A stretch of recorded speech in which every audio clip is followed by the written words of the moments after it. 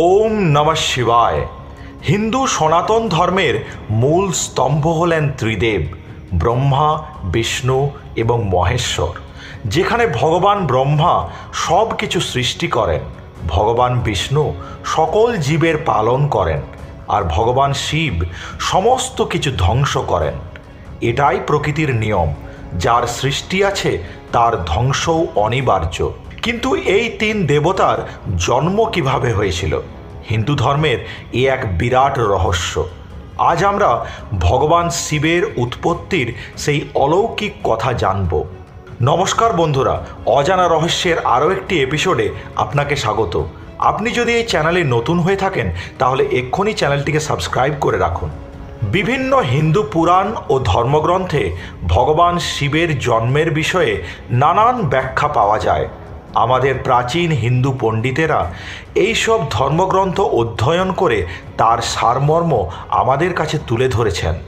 তাদের মতে ভগবান শিব হলেন স্বয়ম্ভু, যার অর্থ তিনি কোনো মানব দেহ থেকে জন্মগ্রহণ করেননি। এই বিশ্ব ব্রহ্মাণ্ডে যখন কিছুই ছিল না তখনও তিনি ছিলেন, আবার যখন সমস্ত কিছু ধ্বংস হয়ে যাবে তখনও তিনি থাকবেন। এই কারণে ভগবান শিবকে বলা হয় আদিদেব, অর্থাৎ সব কিছুর আদি অন্ত হলেন দেবাদিদেব মহাদেব।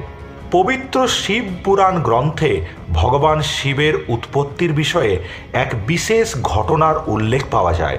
এই ব্রহ্মাণ্ডের সৃষ্টির উষালগ্নে একবার ভগবান বিষ্ণু ও ব্রহ্মার মধ্যে ঘোরতর তর্কের সূত্রপাত হয়। কে বেশি মহান, কে অধিকতর শ্রেষ্ঠ দেবতা, এই নিয়ে দুজনের মধ্যে বাকযুদ্ধ আরম্ভ হয়ে যায়। একসময় তার চরম সীমায় পৌঁছে গেলে হঠাৎ তাদের মধ্যখানে এক দিব্য আলোক স্তম্ভের আবির্ভাব ঘটে, আর সাথে সাথেই দৈব বাণী শোনা যায়। তাদের দুজনের মধ্যে যিনি সর্বপ্রথম এই আলোক স্তম্ভের শেষ সীমায় পৌঁছতে পারবেন তিনিই হলেন শ্রেষ্ঠ দেবতা। এ কথা শোনার সঙ্গে সঙ্গে ভগবান ব্রহ্মা সেই আলোক স্তম্ভের উপরের দিকে অগ্রসর হতে আরম্ভ করলেন, আর ভগবান বিষ্ণু সেই স্তম্ভের নিচের দিকে ধাবিত হলেন। কয়েক সহস্র বছর ধরে তীব্র বেগে ধাবিত হওয়ার পরেও ওনাদের মধ্যে কেউই সেই আলোক স্তম্ভের শেষ প্রান্তে পৌঁছতে পারলেন না। অসহায় নিরুপায় হয়ে তারা হাল ছেড়ে দিলেন এবং পুনরায় দুজনে পূর্বের স্থানেই ফিরে এলেন। ভগবান বিষ্ণু ও ব্রহ্মদেব ফিরে আসার পর সেই অনন্ত আলোক স্তম্ভ থেকে প্রকট হলেন দেবাদিদেব মহাদেব। তারা দুজনেই মহাদেবের নিকট নতমস্তক হলেন এবং উপলব্ধি করলেন এই বিশ্ব ব্রহ্মাণ্ডের মূল চালিকা শক্তি, আসল মালিক হলেন ভগবান শিব। আর ওই দিব্য আলোক স্তম্ভ এটাই প্রমাণ করে যে দেবাদিদেব মহাদেব হলেন অসীম, অনন্ত।